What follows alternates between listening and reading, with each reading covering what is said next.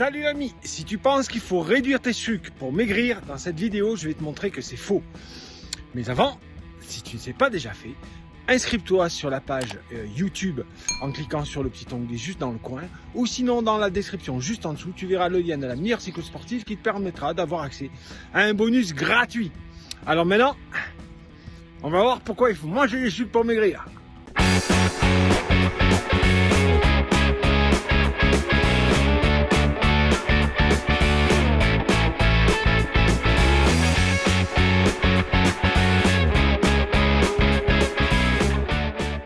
Je coach actuellement plusieurs personnes en perte de poids et je me rends compte qu'elles font toutes la même erreur. Mais si c'était que ponctuellement, je dirais que c'est pas grave, mais vu que depuis 20 ans, c'est la même histoire, j'ai trouvé qu'il était important de faire cette vidéo pour vous expliquer que l'erreur que font ces gens-là, c'est que pour perdre du poids plus rapidement, ils diminuent leur ration de sucre. Ils ont tendance à diminuer les apports en sucre. Le matin au petit déjeuner, ils n'en prennent pas assez. Ils n'en prennent pas assez le midi.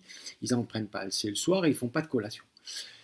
Les conséquences de ça sont nombreuses. Une conséquence négative, c'est que déjà, ils ont des fringales pas possibles le soir. Et au bout d'un moment, ils commencent à craquer. Et quand on craque, qu'on a vraiment faim alors qu'on n'a rien de préparé, que ce n'est pas le moment, on va voir ce qu'il y a un peu dans le frigo, un peu dans les placards, et en général, justement, ça va être des choses qui font grossir, qui sont disponibles rapidement à manger, donc les gâteaux, les biscuits, les bonbons, les tartines avec de la confiture et du biscotte, ou du pain avec du fromage, et toutes ces choses-là, ça va faire l'effet inverse quand on craque. Deuxième effet, c'est des gens qui, puisqu'ils s'entraînent en même temps, ils vont avoir du mal à récupérer et au bout de quelques jours, voire quelques semaines, ils vont se sentir fatigués, un manque d'énergie, manque d'envie, manque d'allant. Et avec, ce qui va avec, c'est de l'irritabilité, de l'énervement, de l'agacement. Tout ça, c'est dû au manque de sucre. Et le côté pervers de la chose, c'est que des fois, ça marche à court terme. C'est-à-dire que forcément, ils vont perdre du poids. Sauf que ce poids va être beaucoup en eau, parce qu'ils vont perdre beaucoup de glycogène, qui, comme vous le savez, c'est une molécule de sucre pour 4 molécules d'eau. Ils vont être fatigués, donc finalement, ils vont perdre du muscle. Et en fait, ils vont perdre du poids trop rapidement, mais pas en perdant de la bonne manière, et en se restreignant tellement, avec les grosses coups de fringale, etc., que finalement, le jour où ils craquent ou le jour où ils arrêtent, parce que c'est intenable raisonnablement, et dans la vie, c'est pas équilibré en sucre, et du coup, le jour où ils craquent, ils reprennent beaucoup, ils refont des excès, et là, ils vont prendre un cran dessus. Donc, ce que je vous propose, c'est de vous expliquer la règle d'or qu'il est important de connaître pour perdre du poids sainement et durablement, et avoir de l'énergie, bien dormir, pas être tout le temps après le coup de fringale.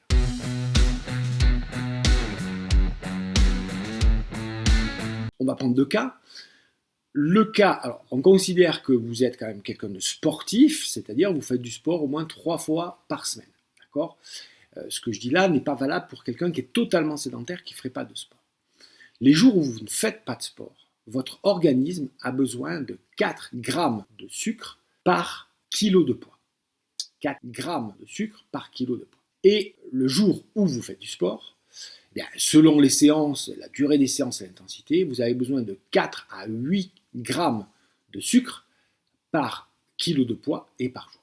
Faites le calcul avec votre poids, mais grosso modo, pour une personne de 75 kg, 4 grammes de sucre par jour et par kilo de poids, ça fait 300 grammes de sucre, okay, de glucides. Encore une fois, je pense que la bonne question n'est pas de se dire est-ce qu'on doit supprimer les sucres ou pas, ou les diminuer. La bonne question est quel sucre prendre et à quel moment. Ça, c'est la bonne question à vous poser. Okay, mais avant, voyons ça sur le plan quantitatif.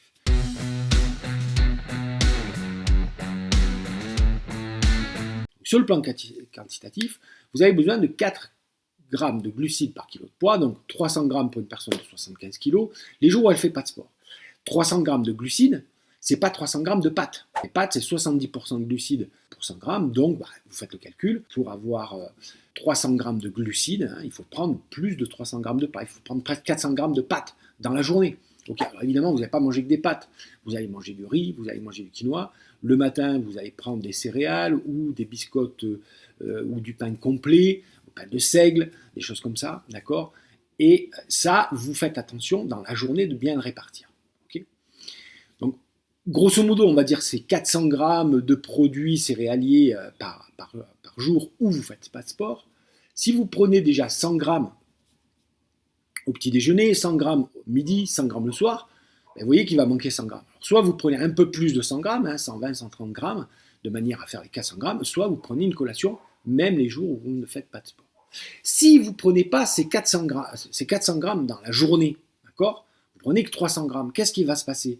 Le soir, à la fin de la journée, votre cerveau fait les comptes, il voit qu'il n'y en a pas assez, et donc il va déclencher une hormone qui déclenche la faim pour que vous alliez manger ce qui vous manque. Et cela marche aussi pour l'apport en protéines. On fera l'objet d'une autre vidéo.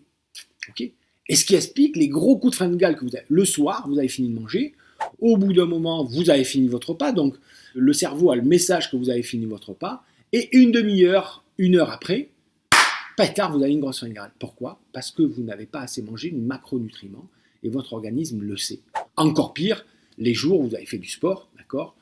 Parce que si vous faites une sortie, là aujourd'hui je viens de faire, ça se voit peut-être un peu dans le vent, j'ai fait une sortie de 4 heures de vélo, c'est 700 calories à l'heure, 7 fois 4, si je ne me trompe pas dans mes tables de multiplication, ça va faire 28, donc ça fait 2800 calories de plus dans ma journée. Si je ne les comble pas, essentiellement en glucides et en protéines, d'accord, bien sûr avec des fruits, des légumes, des polymicronutriments, etc., mais à la fin de la journée, je vais avoir une énorme fringale. Donc, j'ai fait un gros déjeuner ce matin parce que je faisais cette grosse sortie. Un gros repas à 2 heures quand je suis arrivé. Et puis, vers 5 heures, je vais faire une petite collation avec un apport en glucides. Et ce soir, je mangerai encore des glucides. D'accord? Voilà. Alors, c'est sûr que les jours où on ne fait pas de sport, on peut diminuer les glucides le soir. Diminuer. Mais pas les supprimer. D'accord? Voilà pour les quantités, vous avez ces deux ratios-là. Les jours où je ne fais pas de sport, c'est 4 grammes de glucides par kilo de poids et par jour. Les jours où je fais du sport, c'est 6 grammes, c'est grosso modo si je fais des séances de 1 heure, 2 heures, avec un peu d'intensité, même de l'intensité, d'accord, ça suffira. Si je fais des grosses sorties d'endurance, évidemment, là, il va falloir que je mange plus, jusqu'à 8 grammes. Okay, mais comme je vous l'ai dit, la bonne question n'est pas tant de savoir sucre ou pas sucre, mais de savoir quel sucre et quand.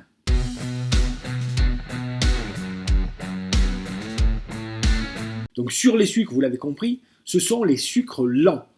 On fera une autre vidéo, si vous me laissez dans les commentaires, vous trouvez ça important, que j'explique cette histoire de sucre rapide, sucre lent, qui est une simplification familière des glucides, d'accord? Donc vous avez des glucides rapides qui vont aller rapidement dans le sang, et donc faire monter rapidement votre glycémie dans le sang, et donc sécréter une haute pic d'insuline. L'insuline, c'est le message qu'il faut stocker si vous ne faites pas du sport, et l'organisme va tout stocker en gras. Okay, donc les sucres rapides, ce qui a un goût sucré, mais aussi les sucres cachés salés, comme le pain blanc, la pizza, les pâtes blanches, le riz blanc, tout ça c'est des sucres rapides, et très rapides même, alors que c'est un goût salé. Alors que parfois on croit que c'est des féculents. Si c'est blanc, non, c'est des sucres rapides. Ça, si vous faites du sport, pas de problème, parce que ça va directement dans le sang, vous faites du sport, vous en avez besoin. Si vous ne faites pas de sport, il vaut mieux éviter. Alors, aussi, juste après le sport aussi, vous avez besoin de stocker rapidement. Les sucres lents, c'est tout ce qui est pain complet, pain de seigle, pâte complète, riz complet, quinoa, épeautre, petit épeautre, orge mondée, les lentilles, les pois chiches, les haricots blancs, les haricots rouges, les haricots noirs, etc. etc. D'accord ? Tout ça, ce sont des sucres lents qui ont un indice de glycémie qui est bas. Donc, peut-être un jour, je ferai une vidéo sur les indices de glycémie bas et les indices de glycémie hauts, d'accord ? Pour mieux expliquer le mécanisme de l'insuline. Bon, on n'a pas besoin de connaître ça.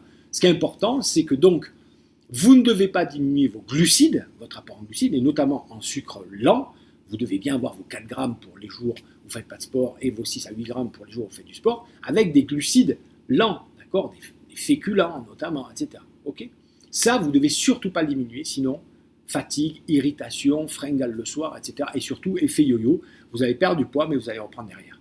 Vous devez avoir une alimentation équilibrée à tous les bons sens du terme.